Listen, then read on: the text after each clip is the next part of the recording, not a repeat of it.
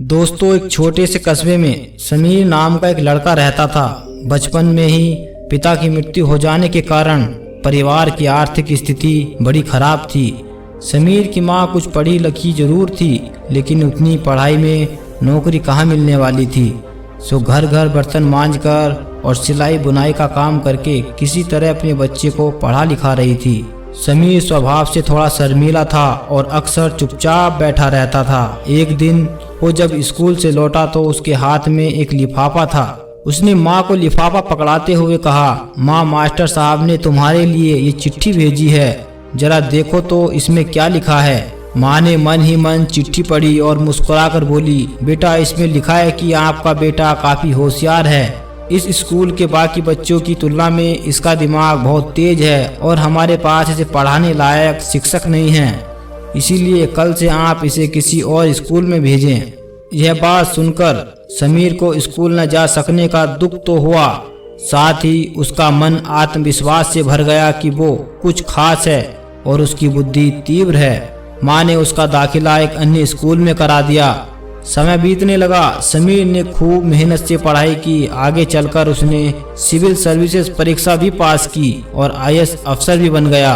समीर की माँ अब बूढ़ी हो चुकी थी और कई दिनों से बीमार भी चल रही थी और एक दिन अचानक उसकी मृत्यु हो गई।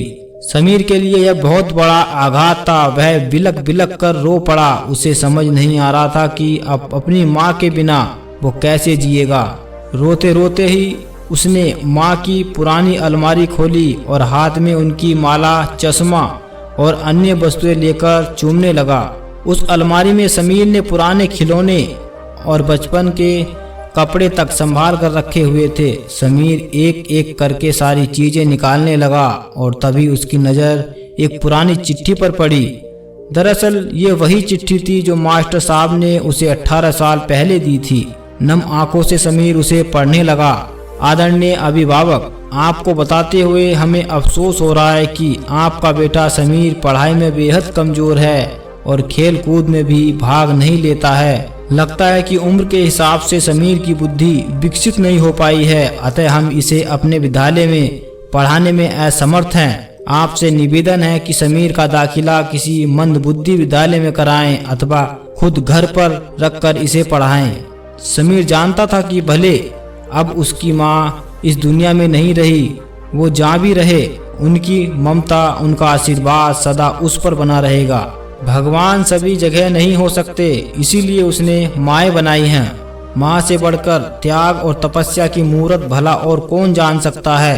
हम पढ़ लिख लें, बड़े होकर कुछ बन पाए, इसके लिए वो चुपचाप न जाने कितनी कुर्बानियाँ देती हैं। अपनी जरूरतें मारकर हमारे शौक पूरा करती हैं। यहाँ तक कि संतान बुरा व्यवहार करे तो भी माँ उसका भला ही सोचती है। सचमुच माँ जैसा कोई नहीं हो सकता। दोस्तों, एक और कहानी सुनाता हूँ मैं आपको।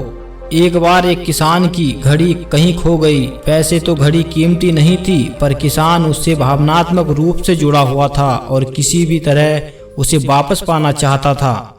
उसने खुद भी घड़ी खोजने का बहुत प्रयास किया। कभी कमरे में खोजता तो कभी बाड़े में, कभी अनाज के ढेर में, पर तमाम कोशिशों के बाद भी घड़ी नहीं मिली।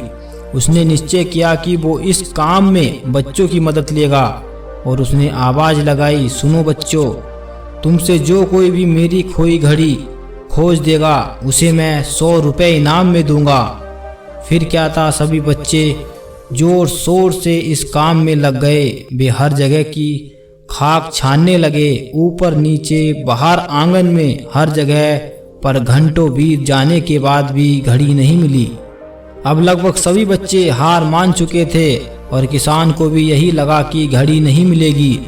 तभी एक लड़का उसके पास आया और बोला, काका, मुझे एक मौका और दीजिए, पर इस बार मैं ये काम अकेले ही करना चाहूँगा। किसान का क्या जा रहा था, उसे तो घड़ी चाहिए थी। उसने तुरंत हाँ कर दी। लड़का एक एक करके घर के कमरों में जाने लगा और जब वह किसान के शयन कक्ष में निकला तो घड़ी उसके हाथ में थी। किसान घड़ी देखकर प्रसन्न हो गया और उससे पूछा कि बेटा, ये घड़ी कहाँ थी और जहाँ हम सभी असफल हो गए तुमने इसे कैसे ढूंढ निकाला। लड़का बोला, काका मैंने कुछ नहीं किया, बस मैं कमरे में गया और चुपचाप बैठ गया और घड़ी की आवाज पर ध्यान केंद्रित करने लगा। कमरे में शांति होने के कारण मुझे घड़ी की टिक टिक सुनाई दे गई, जिससे मैंने उसकी दिशा का अंदाजा लगा लिया और अलमारी के पीछे गिरी ये घड़ी खोज निकाली।